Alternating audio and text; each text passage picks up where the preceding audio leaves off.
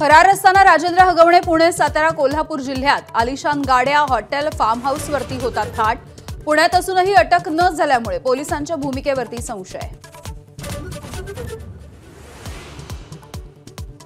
वैष्णवीच्या आत्महत्येच्या प्रकरणी सासरा राजेंद्र हगवणे दीर सुशीलला अखेर 7 दिवसांनी अटक।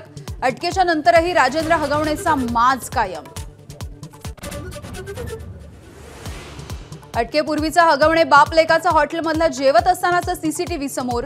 हुंडाबळी घेणाऱ्या बाप लेकाचा हॉटेलमध्ये ताव। कसपटे कुटुंबाला धमकावणाऱ्या निलेश चव्हाणच्या संदर्भात धक्कादायक माहिती उघड।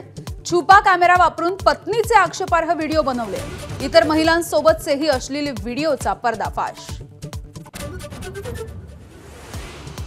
छगन भुजबळ यांच्याकडे अन्न आणि नागरी पुरवठा खात्याची जबाबदारी। धनंजय मुंडेंकडे असलेलं खातंच भुजबळांच्या पारड्यात।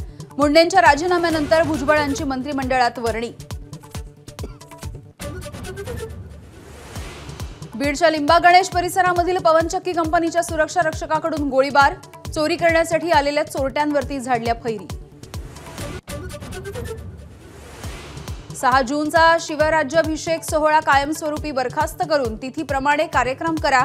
संभाजी भिडेंच्या विधानानं नव्या वादाची शक्यता। वाघ्या कुत्र्याचा पुतळा काढू नका, त्याचं राजकारण करू नका असंही वक्तव्य। ऑपरेशन सिंदूरच्या नंतर पाकिस्तान पूर्णपणे उघडा पडला। गृहमंत्री अमित शहांकडून पाकिस्तानचे वाभाडे। भारताकडून केवळ पाकिस्तानामधील दहशतवादी तळ उद्ध्वस्त, शहांची माहिती। सातारा जिल्ह्यामध्ये गेल्या 4 दिवसांपासून दमदार पावसाची हजेरी। नद्या नाले तुडुंब तर धरणांवरही परिणाम। जनजीवन विस्कळीत। अरबी समुद्रामध्ये कमी दाबाचा पट्टा। सिंधुदुर्ग जिल्ह्यामध्ये 3 दिवस अतिवृष्टीचा अलर्ट जारी। मच्छीमारांनी खोल समुद्रामध्ये न जाण्याचं आवाहन।